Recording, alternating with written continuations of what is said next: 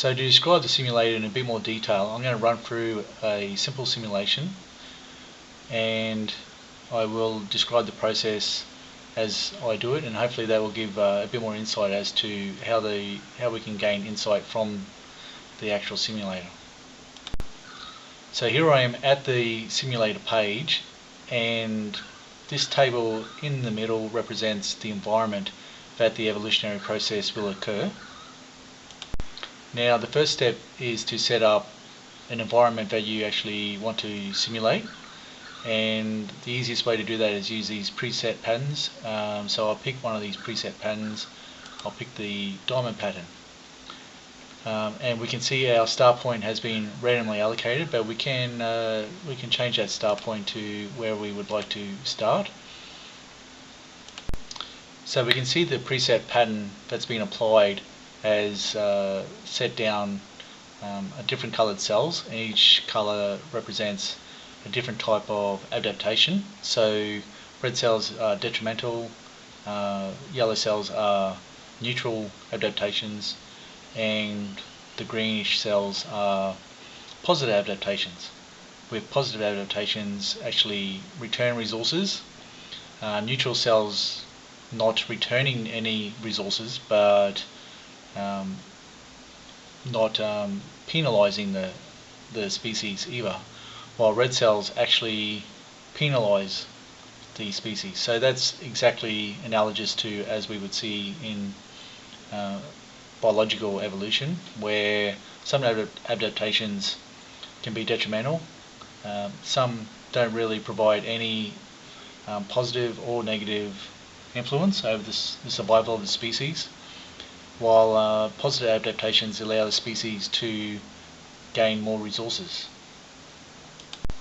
So I'm going to go ahead and start the simulation. We do that by pressing go, and with each press of go represents one cycle. So after pressing go, we can see that the process has been initiated and a species has been inserted into the start point. And because this is a positive cell, we expect the species to grow in population.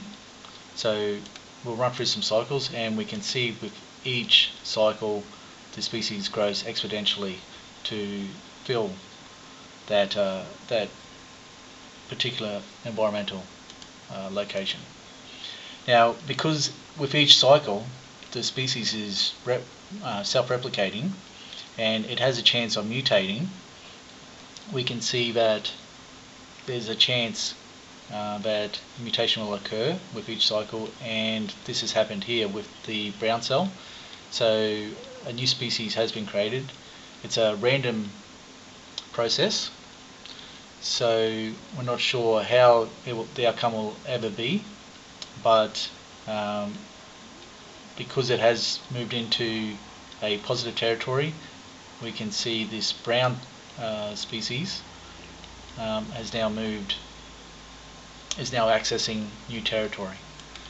And if we move forward, we can see that quite a few new mutations occurred in that last species. Of course, the more individuals within a particular species, the greater chance of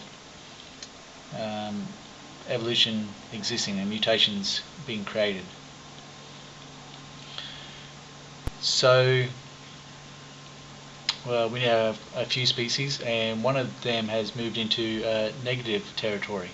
So it's developed adaptation with a negative consequence, and we expect that species to have a harder time surviving than some of these other species that have moved into positive territory. So I'll keep clicking forward and see what happens. It's gaining some resources from positive territory, so it's not going to automatically die off, but as it comes under pressure from other species that are more suited towards the environment, it's going to push this species towards extinction, and that's we can see is happening. So it's down to one individual now, and finally it has died, but only to be replaced by another species that has evolved into that niche. or into that cell. So I will continue to click through the simulation. Now there are two simple ways to interpret the simulator. You can either interpret it as cells genetic mutations occurring, with each new species representing a variation in genetic code, or you can see each species as a unique bunch of cells that has created a whole new adaptation, which of course in natural evolution would require many steps of evolution to actually occur, but we can still interpret the simulator in that way. Now I'll leave it at that, and in the next video I'll describe the controls that are available to create your own environment and to run a simulation for yourself.